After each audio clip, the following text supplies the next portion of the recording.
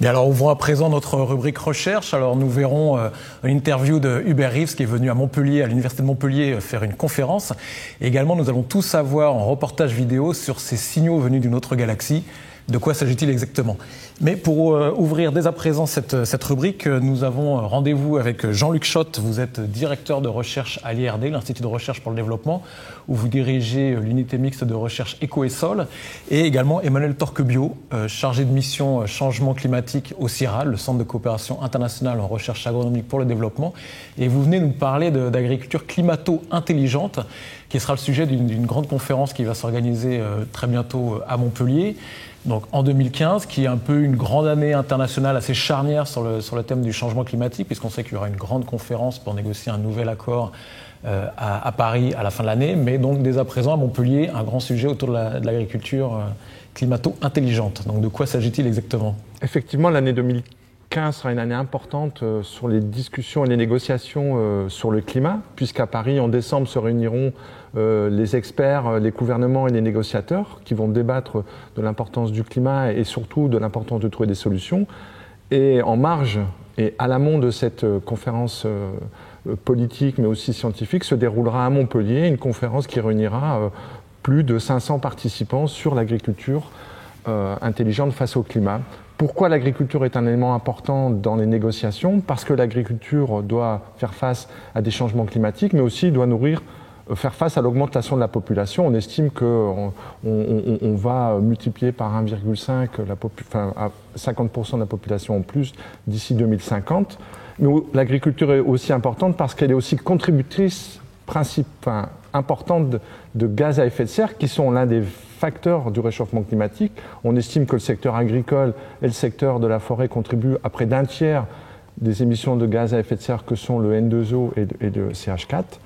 Et donc, l'agriculture va devoir s'adapter. On estime par exemple que face au changement climatique, en Afrique de l'Ouest, si l'agriculture ne s'adapte pas, certaines cultures essentielles pour les populations les plus vulnérables, telles que le mil ou le fonio, vont avoir le rendement qui vont diminuer entre 10 et 15%.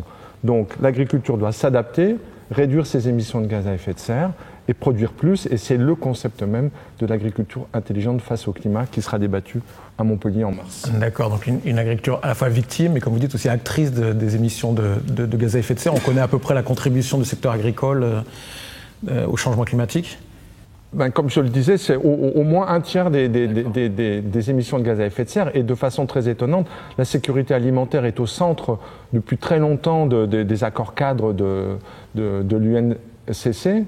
Mais du fait des difficultés de mesurer les émissions de gaz à effet de serre, très peu d'États prennent en compte dans leurs négociations le secteur agricole. Et c'est l'un des grands enjeux, au-delà de la conférence de Paris, de mieux définir la place de l'agriculture dans les conventions internationales. D'accord, donc ce qui sera du coup discuté, Emmanuel Torquebiot, vous faites partie du comité d'organisation de cette conférence qui se tiendra à Montpellier. Donc vous pouvez nous dire un petit peu quel est le programme de cette conférence, qu'est-ce qui sera effectivement discuté autour de cette agriculture intelligente?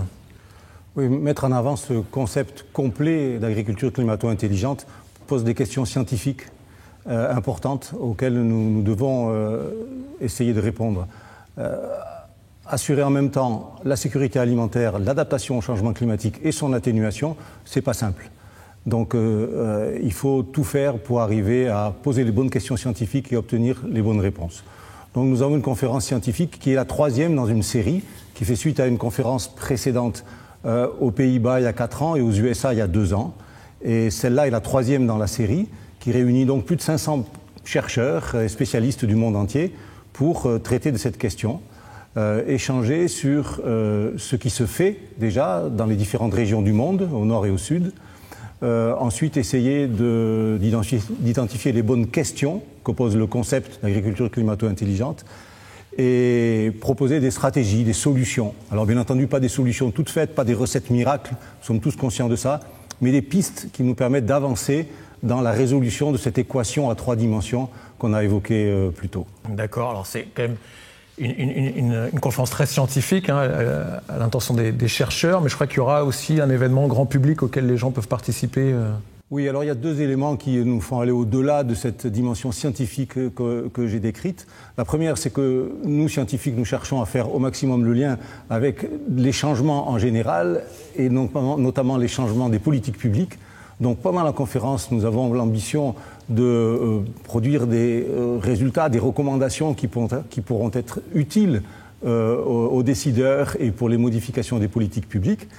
Premier niveau donc d'interaction entre la science et la société. Et deuxième niveau que vous venez d'évoquer, interaction sous forme d'un deuxième événement qui fait suite à la conférence, au congrès scientifique qui dure 3 jours, qui est une conférence d'une soirée qui se tient dans un cinéma du centre-ville à Montpellier et qui a pour cible la communauté montpelliéraine et régionale pour mettre au courant qui voudra bien venir de ces enjeux qui concernent les liens entre agriculture et changement climatique.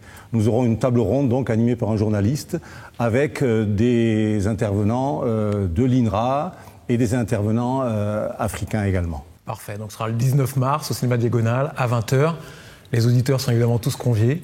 Mais écoutez, merci à vous et bonne conférence. Merci à vous. Merci beaucoup.